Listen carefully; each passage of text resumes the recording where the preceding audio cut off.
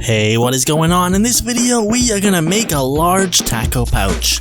If you remember recently, I just finished up a small taco pouch. Well, now it's time to make the large one. We'll start out with our 2 pieces of nylon webbing on the right and our 2 pieces of fabric on the left. The fabric that we're gonna use for this project is gonna be 600 denier Cordura nylon, and the webbing is just gonna be 1.5 inches and 1.25 inches wide. This webbing is going to act as a reinforcement, so we're going to sandwich it between the layers of fabric, and that's going to add a lot of rigidity to this pouch.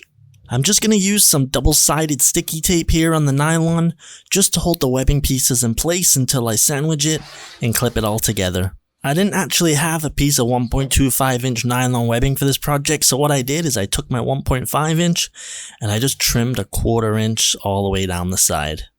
So once we got our nylon webbing stuck down nicely, it's time to move on to the next step. So as I said previously, the whole goal here is to make a nylon webbing sandwich. So I've got my other piece of 600 denier Cordura nylon. I'm going to place it in top, line it up really good, and then I'm going to use some bulldog clips to clip it together. Before I actually sew this together, I do want to make some reference lines. So what I'm doing here is I'm making a center line and then 1/2 inch on either side of the center line. I'll also make some more markings, and I'll go ahead and I'll do that on the other side. So we're going to do our center point and then 1/2 inch on each side of the center point. I'll then use my ruler so I can match up those lines. These 2 lines on either side are going to be the lines that you're going to sew across. That's going to keep our webbing sandwich together. And I'll also go ahead and mark that center line too. That will help us further in the process when we want to sew our webbing straps. So we have our bottom piece with our 2 pieces of nylon webbing stuck to it, and now we'll take our top piece that we just put those markings on. We'll place it all on top of each other. We need to get that lined up really good, and then we'll go around with our little bulldog clips, and that will hold everything in place while we sew down those 2 lines. So I brought her over to the sewing machine here, and we're going to use a 3mm stitch length to sew down the 2 lines that are on either end. We're not going to sew down the center line. We're just going to use that as a reference further on in the process. If you want to sew this pouch for yourself, I'll leave a link to the sewing pattern in the description below. That link will send you over to my Etsy store where I create my own sewing patterns, and I make these little how-to videos for you to follow along at home. I really appreciate all the support I've been getting so far, so I want to thank you guys, and let's get back to the video.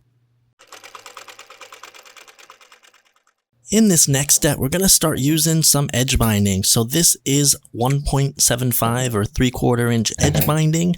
I'm going to cut 2 pieces that are the width of the pouch, and the idea is to fold them over, and that'll protect the top and bottom of the pouch. I'm just going to experiment with some double-sided sticky tape on these pieces of edge binding just to see if it aids in the construction. Spoiler alert, it didn't really help that much, but we try different things and some things work, some things don't. Maybe it works for you, but I don't recommend it. The main issue that I had is that these pieces of edge binding need to be kind of manipulated into place and lined up so the back and the front are even, and the double-sided sticky tape just didn't really help because I had to move it and they were sticking it in place.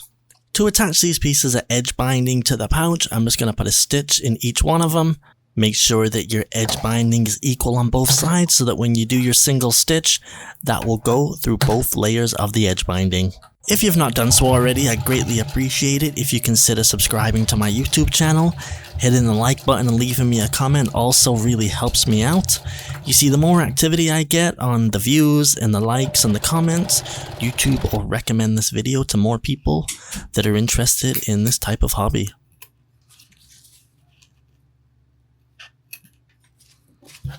So after I've finished sewing the edge binding, I'm going to trim off the excess and just clean it up with a lighter. It's time to start adding some more reference marks. So the entire length of this pouch is 10 inches long. So what I'm going to do is I'm just going to mark every inch all the way down both sides of the pouch. We're going to use these 1-inch marks to help us line up our nylon webbing pieces. The nylon webbing I'm using for this project is 1 inch wide by 2.75 inches long. Before we sew this nylon webbing to the pouch, we do have to sew a couple more pieces, and these pieces are going to be hidden behind the nylon webbing. I'm going to cut these pieces from some 1-inch wide edge binding for the main reason that it's a lot thinner than the regular edge binding. I need to add another reference mark to the fabric. This line here is going to represent the bottom of the nylon webbing pieces. The first two pieces are going to go on the top and the bottom of the pouch. Remember those two lines we sewed in the pouch earlier? Well, they're 1-inch wide, so what we'll do is use those as a reference to line up this 1-inch wide piece of edge binding. I'm just going to flip the project around, and I'm going to put an identical piece right in the other side, right between those two lines.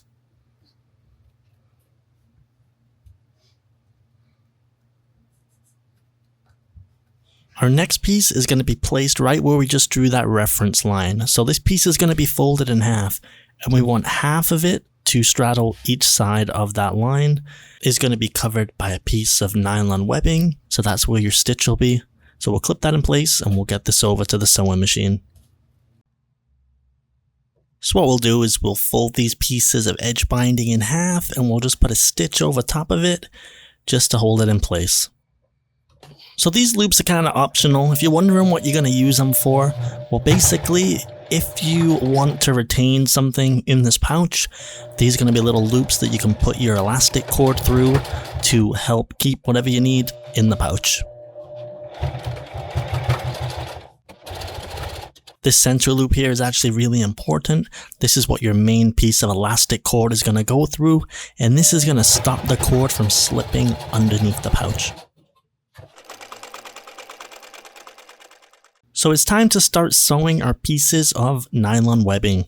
I'm just going to lay them out here on the project just to show you what it's going to look like. Then I'll go over to the sewing machine and sew them in place. The type of stitch we're going to use to sew these in place is just one simple stitch down each side of the pouch. So we got her on the machine. We're going to butt up the top of this piece of nylon webbing to the top of the pouch, and about 1/8 of an inch into the pouch, we'll just start sewing all along the edge.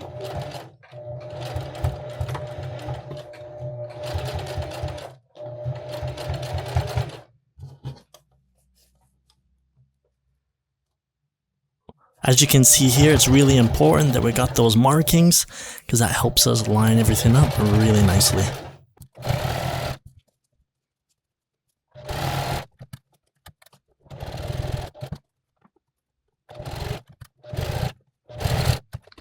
And we'll do the same on the other side of the pouch as well. Once you have your nylon webbing pieces sewn in place, it's time to seal up this pouch with some 3/4 inch edge binding. As you can see here, I'm not going to use the double-sided sticky tape. I'm just going to fold it in half and go along and just clip it in place, eyeing it up as I go.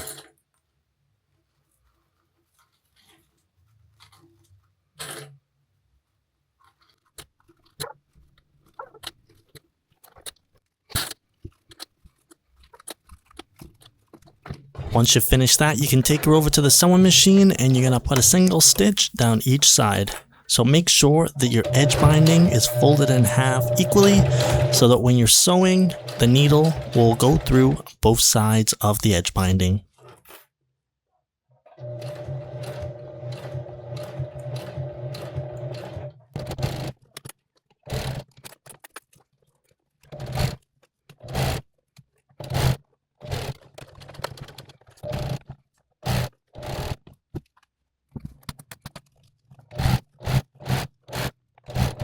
Once you finish sewing, you can just trim off the excess and clean it up with a lighter.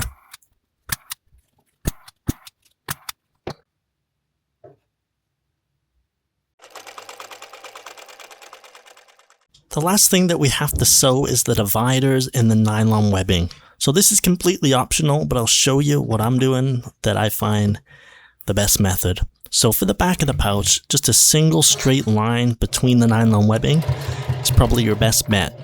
This single line down the middle will divide the malice clips that you're going to use to connect this to some opposing MOLLE webbing.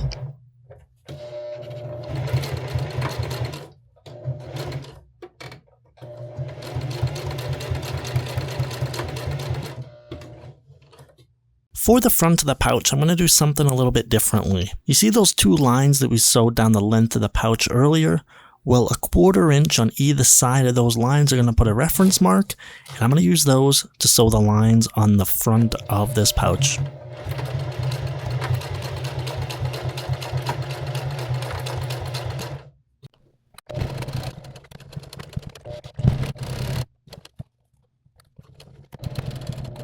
As far as sewing goes, we are completed. But next we have to start assembling this pouch with elastic cord and taco clips. I've gone ahead and I've designed some custom taco clips for this project. The STL files for these taco clips are going to be included in the sewing pattern over there on Etsy. I apologize that I don't have any super cool time-lapse video of me 3D printing these, but here they are. The left and the right are the same piece, and they're going to be held to the pouch with our elastic cord.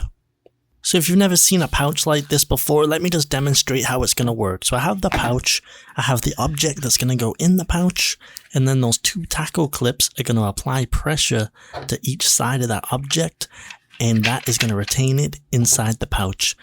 As for the pressure, that is going to come from our elastic cord that is going to be threaded through these taco clips. I'm going to start threading the elastic cord through our pouch. This is really difficult to explain how to do, but I'll start putting it through the center piece. That's the most important.